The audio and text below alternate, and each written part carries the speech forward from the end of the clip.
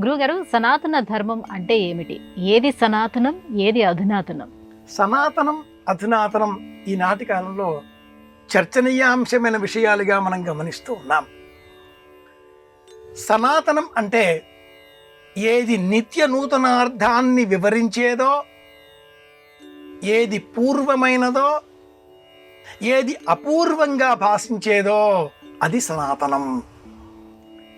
ఈ విశ్లేషణ లేక నిర్వచనం అసలు సనాతన శబ్దం కంటే కూడా కఠినంగా ఉందండోయ్ అనేవాళ్ళు ఉంటారు.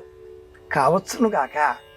సనాతన ధర్మం అనగానే ఈనాటి కాలంలో ఏదో వైదిక ధర్మం లేదా ఒక కులానికి సంబంధించిన కట్టుబడేటటువంటి జ్ఞానం, వర్ణ వ్యవస్థకు ప్రతీకాత్మకంగా ఉండే ధర్మం అని కూడా పలువురు చెబుతూ ఉన్నారు.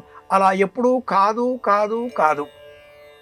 వేదము, ఇతిహాసములు, పురాణములు, శాస్త్ర విజ్ఞానములు అన్నీ కలిపి ఈ సమాజాన్ని ఒక ధర్మ మార్గంలో ప్రయాణించేటట్లుగా కొన్ని నియమాలను విధించాయి.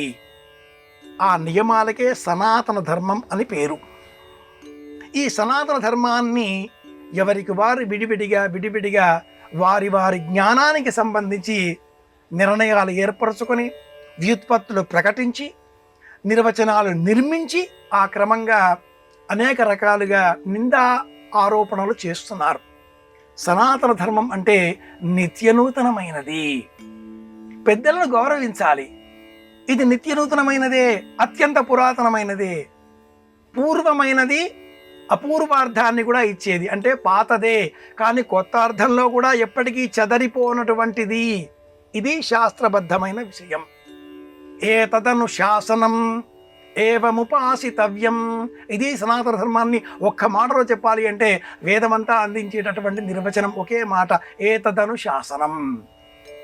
ఉన్నది వదలద్దు, కొత్తది తేవద్దు. ఇది సనాతన ధర్మం. ఏ పని చేస్తున్నామో ఆ పని పట్ల నిబద్ధతతో వ్యవహరించాలి. సనాతన ధర్మం సూచించేటటువంటి రెండవ నియమం. ఇది కాదంటారా ఈనాటి వారెవరైనా? ఇలాంటి విషయాలన్నీ బోధించేవే అష్టాదశ ధర్మశాస్త్ర గ్రంథాలు, 18.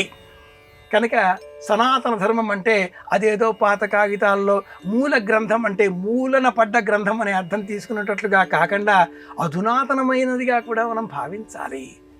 అర్థం చేసుకొని విషయాన్ని అవగతం చేసుకోవాలి. ఈనాటి కాలానికి సంబంధించి మార్పుని అందరూ వ్యతిరేకిస్తారు. అది నిజమే. మార్పుని వ్యతిరేకించడంతో పాటుగా మార్పు గురించి చర్చించాలి, మార్పును ఆహ్వానించాలి, అనుసరించాలి, అలవాటు కావాలి, కొత్త మార్పు కోసం ఎదురు చూడాలి. ఇది బోధించేదే సనాతన ధర్మం. ఇది సత్యం.